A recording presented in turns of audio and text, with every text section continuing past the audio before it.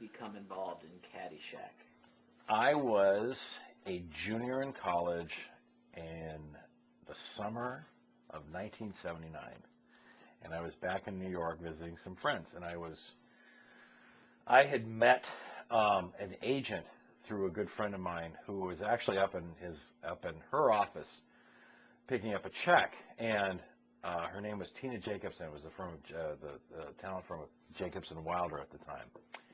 And just real quick, it was my friend was Michael Craig, and it was like, Tina, this is my friend John. He's just in town. He's an actor too. Blah blah blah. And then about 3 weeks later, Michael gets a call because she didn't obviously know who I was, and she was in her blunt New York way. Hey, is that fat friend of yours still in town? And literally, that's what she said. And Michael was pissed because at that time auditions were few and far between, and here's his agent calling him up to get me work, right?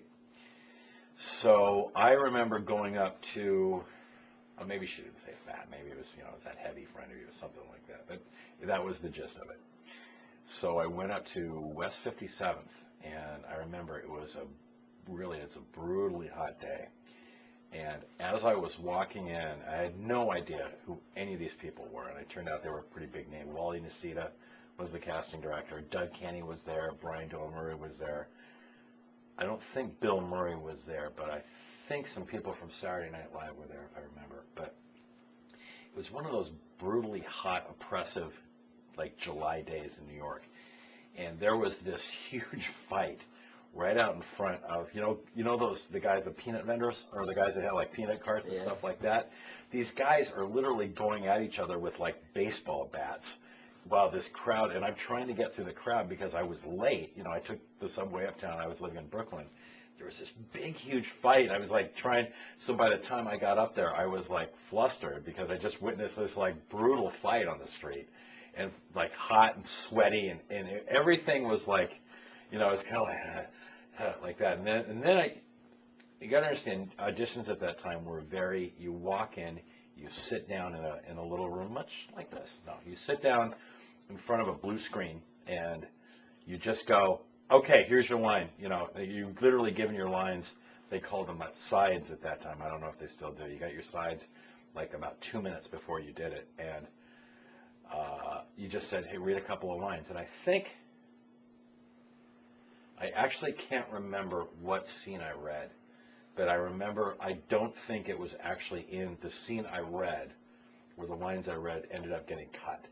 I don't remember them actually being in the movie. So, and the whole thing, and it was one of those things, there's literally about 8 people, and they introduced you, John, this is, the person I do remember is Wally Nacita, who was a pretty famous casting director at the time.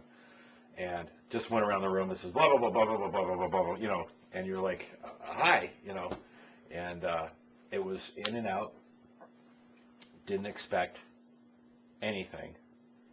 And then I think,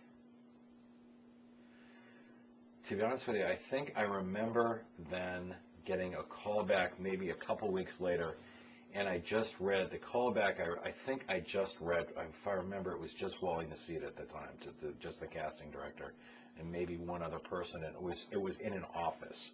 It wasn't in front of a video. It was just sitting at a desk in their office, and did a couple more. I forget, and I don't even remember what the lines were. And then I remember I was packing to go back to Seattle to finish my junior year, for my junior year in college. And it was probably then, it would have been like late August at that time. And my friend, Michael, got the call at his, because she still didn't have my phone number. She goes, you got it. You're going to Florida. Well, the first thing, they said, actually, you're going to go take some golf lessons. So they hired at some indoor, this really dumb indoor range in New York. I mean, golf wasn't really big in New York then. So I took a couple of golf lessons indoor. I really knew nothing about the sport at that point. Sorry to say. I mean, I was like 19 at the time, I think, playing a 16-year-old, and then flew to Florida, like right around maybe the second week of September, right around there. It's pretty cool. That's very funny. Yeah, yeah. I remember my flight down. I sat next to Lois Kibbe, who ended up being my grandmother. And I remember, and she was actually on. She was a long time cast member of, I think it was Guiding Light. She was like one of the, in those old sitcoms that were, back then. She had been on that for years. I mean, she had really started out when they were live and in black and white and the whole thing. We sat next to each other on the plane, the first class. It was pretty cool. Didn't really have a lot of conversation. We had no idea who each other was. And she was very polite. She read the whole time. She was reading like a, big romance novel or something. And I think I was, reading, I don't know, Mad Magazine or something stupid, We didn't really have a lot in common. So we got to the airport in Orlando, either Orlando or Fort Lauderdale, and got off the plane, and there was, the person with the thing, Lois Kibbe and John Barmon, and we both walked up to the same person, and we're like, we sat next to each other the whole plane, and had no idea that we were, and she actually became we became really good friends, and she had, at some point I have a letter from her after the movie came out. She called it something like a $6 million piece of what. It was really funny. She went to the premiere in New York, and I guess there was a whole bunch of people that went to. But she was a trained actress, and she just thought all this was just silly. To her it was just all silly, but it was fun. It was fun. She was the one, remember, get out of the pool, that one, that one. Because remember, this was like union. So the union said, no, you need 13 drivers or 14 drivers on this film. So you're going to hire 14 drivers. Now remember, the hotel was literally a block from the golf course.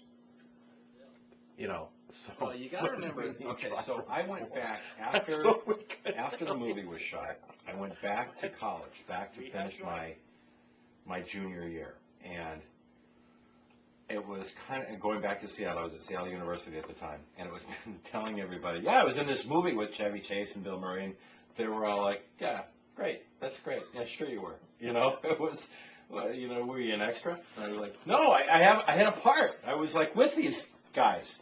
Sure you were. We partied. We partied. And at the time, and so of course I had by that time blown all of my money. Spent all of my money that I made. I was broke. I was in college, and so I wanted to get I wanted to get a bartending job at this little place near the CLU campus called Matzo Mama's, and it was a little Jewish deli, and they were going to get a liquor license, but he didn't have a bartending job, so I started out washing dishes. So literally within 3 months after coming back to Seattle, I flew back to Seattle after doing this on Thanksgiving Day of November 1979. And within 3 months, I was dishwashing at this little Jewish deli near the CLU campus. I think Matzo Mama's is still around. And trying to explain to everybody, I really am in this movie. And so I was just kind of going back to being, so remember, between the time that and this is the weird part, between the time a movie's released and the time it's like nobody knows what's happening.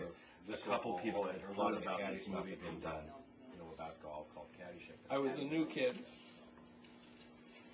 And it was kind of funny because the caddies had sort of, as a cast, kind of all bonded, and I was kind of like not only was I Spaulding, but I was definitely on the outside. I came later with everybody.